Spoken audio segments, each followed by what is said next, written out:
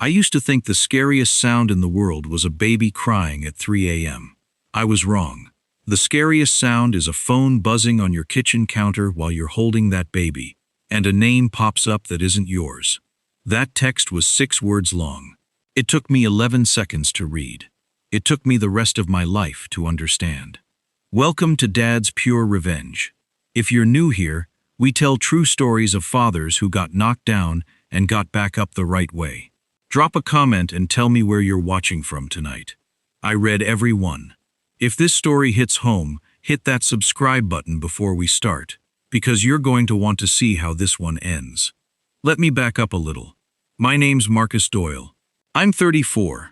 I install commercial HVAC systems for a company out of Dayton, Ohio. And up until that rainy Tuesday, I would have told you I had it figured out. My honest flaw, if you want one, is that I confuse peace and quiet with actual peace. I don't like conflict. I'll swallow a bad feeling for months just to keep the house calm. That's exactly what let this go on as long as it did. My wife is Alyssa. We met at a wedding in Columbus, dated 2 years, married at St. Boniface, the small one on 4th Street, not the big cathedral downtown. She's smart, sharper than me, honestly, and she'd worked her way up at a marketing firm called Hargrove and Pine. Good job, good benefits. I was proud of her for it. 3 months before that Tuesday, we had our first baby, a boy, Leo Michael Doyle, 7 pounds 2 ounces, born 4:12 in the morning at Miami Valley Hospital. I was the one who cut the cord. I was the one who cried first, not Alyssa. She just laughed at me for it. Leo had these blue eyes, bright, almost gray blue, like a color neither Alyssa nor I have. My mother has brown eyes. Alyssa's whole family, brown eyes, every one of them. The pediatrician, a Dr. Amara Whitfield, told us at the 2-week checkup that a newborn's eye color can keep changing for 6 months to a year. I remember nodding along like that made perfect sense. I wanted it to make sense. I took 12 weeks of paternity leave. I want you to understand what those 12 weeks looked like, because it matters for what happened next. I was up at 2 a.m. for the bottle Alyssa pumped before bed. I was the one who learned that Leo only settled if you swayed him left to right, never front to back. I bought a second-hand rocking chair off a guy on Route 4 for $40 and sanded it down myself in the garage so it wouldn't creak and wake him. I wasn't looking for credit. I just loved that kid the second I saw him. And loving him didn't feel like a chore. Not once. Alyssa had gone back to work after 6 weeks. Client demands, she said. Her managing director, a man named Brandon Ashford, had her working what she called unavoidable late nights. Sometimes till 9, sometimes she'd stay in a hotel near the office if a pitch deck was due at 7 a.m. I never loved it, but I trusted her. I trusted both of them, actually, because Brandon and his wife Evelyn had been to our house for dinner twice. Evelyn brought a bundt cake the second time. Lemon glaze. I remember because Leo was fussy that whole visit, and she was the one who offered to walk him around the yard, so Alyssa and I could eat in peace. That's who Evelyn Ashford was to me before any of this. A woman with a bundt cake and a baby calming trick with her hip sway. I want you to hold on to that, because it matters later. Tuesday, March 11th. It had been raining since about 6 that morning. One of those cold, gray Ohio rains that doesn't let up all day. Alyssa had a client lunch, she said, urgent. Last minute. Could I hold down the fort? I said sure. I always said sure. She was upstairs getting ready, and I was in the kitchen with Leo asleep against my chest, just swaying, the way he liked. It was 12:47 in the afternoon. I remember the clock on the stove because I'd been watching it, waiting for his next feed. Her phone was on the counter, face up, charging. It lit up. A name I knew, Brandon. I wasn't going to look. I want to be honest with you. I wasn't some suspicious husband hovering over her phone. But the preview banner was right there, bright white letters on a dark screen. 6 words. How's our son today? Miss you both. I read it twice. Not because I misunderstood it the first time. Because some part of me needed the second read to confirm the first one wasn't a trick of the light. Our son. The warmth of that baby against my chest turned into something cold, fast, like somebody had opened a window in January. I didn't wake Leo. I didn't call up the stairs. I just stood there in my own kitchen, in the gray light coming through the window over the sink, and I felt something in me go very, very quiet. I laid Leo down in the bassinet in the living room, slow, careful, the way you'd set down something full of water. Then I went back for the phone. It wasn't locked. Small mercy, I guess. Or maybe she never thought I'd need a reason to look. I opened the thread with Brandon. It went back almost 14 months, before Leo was even conceived. I'm not going to read you every line. Some of it I still haven't told anyone, not even my mother. But I'll tell you the shape of it. There were messages about doctor's appointments I didn't know about.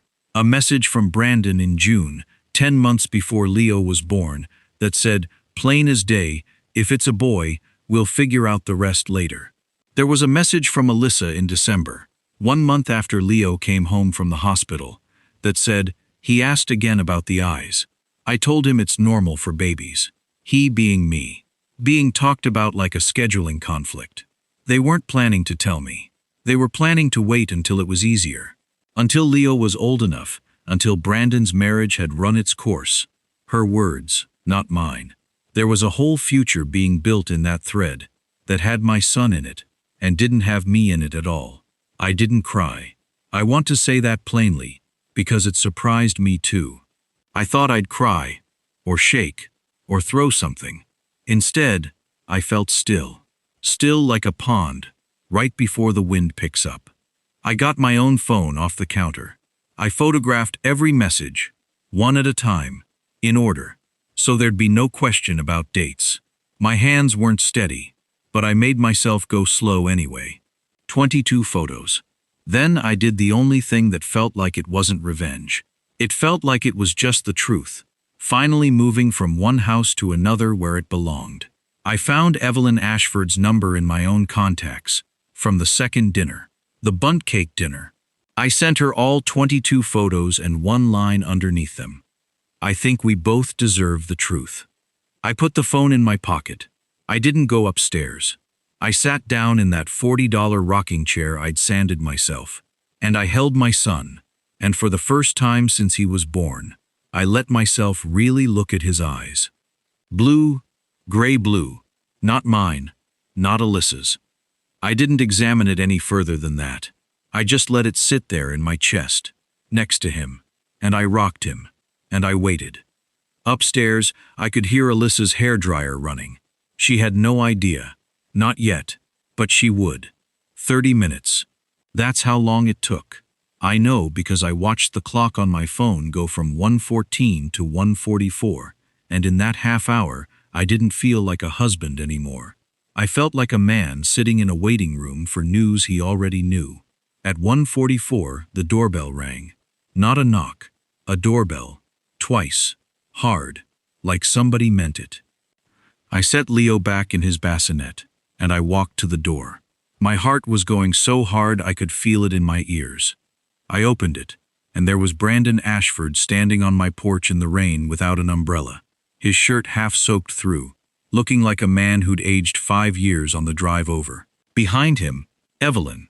Her eyes were red, but her jaw was set in a way I'd never seen on her before. She wasn't crying anymore. She was past that. Before Brandon could get a single word out, Evelyn stepped around him, right past me into the doorway, and looked me dead in the eye. "Show me the baby," she said. I'll be honest. For 1 second, I almost said no. Some instinct in me wanted to protect Leo from being looked at like evidence in a case, but Evelyn hadn't done anything wrong here. Neither had Leo. So I stepped back and let her in. She walked straight to the bassinet in the living room, and she looked down at my son for a long moment. I watched her face. I watched her see what I'd seen 3 months, and never let myself say out loud. She didn't say anything. She just nodded once, like a woman confirming something she already knew was true, and turned around. Alyssa came down the stairs right then, still holding one earring, asking what all the noise was. She saw Brandon standing dripping in our front hall. She saw Evelyn standing by our son's bassinet. She saw me holding her phone. I watched her face do the math. I watched her understand. In about 4 seconds, everything that had happened in that kitchen while she was upstairs doing her hair. She didn't scream. Nobody screamed, actually, which surprised me. Evelyn just looked at her and said, "Quiet as anything. 14 months, Alyssa. I sat across from you at dinner twice." Alyssa opened her mouth and nothing came out. I want to tell you the next few weeks weren't clean. Because they weren't. There were lawyers. There was a paternity test I requested through the county court, and it came back exactly the way I already knew it would. Brandon Ashford, not me, was Leo's biological father. There was a custody conversation that honestly still isn't finished as of me recording this. But here's what I didn't do. I didn't go after Brandon's job, though I could have. Hargrove and Pine has a strict policy on directors and subordinates, and Evelyn made sure the right people heard about it anyway, on her own, without my help. I didn't say a cruel word to Alyssa in front of Leo, not once. I didn't try to make Evelyn's divorce uglier than it needed to be. I just told the truth, in order, with dates attached, and let it move through the world on its own weight. Evelyn filed for divorce 11 days after that Tuesday. Last I heard, Brandon's no longer with the firm. Turns out a managing director building a secret second family with a direct report doesn't sit well with an HR department once it's spelled out in 22 screenshots with timestamps. Alyssa and I are separated. We're still working out what co-parenting looks like for a boy who isn't biologically mine, but who is, in every way that ever mattered at 3 a.m. with a bottle in my hand, my son. I'm not walking away from Leo. That was never a question. Blood didn't make me his father. 12 weeks of 2 a.m. feedings did.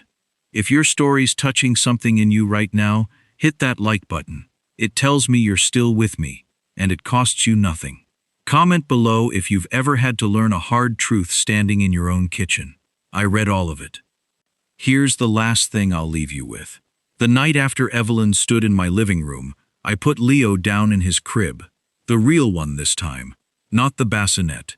And I sat outside on the back porch for a while, even though it was cold. Cold, honest air. The kind that clears your head instead of numbing it. Somebody down the street had their radio on low, an old song I half remembered from my dad's truck growing up. I thought about all those months I'd told myself that keeping quiet was the same thing as keeping peace. It isn't. It never was. Real peace doesn't need you to look away from the truth. It just needs you to finally stop being afraid of it. I went back inside, checked on Leo one more time.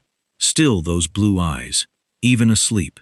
And for the first time in 3 months, I slept the whole night through. If you believe showing up matters more than blood ever will, subscribe to Dad's Pure Revenge, and I'll see you in the next one.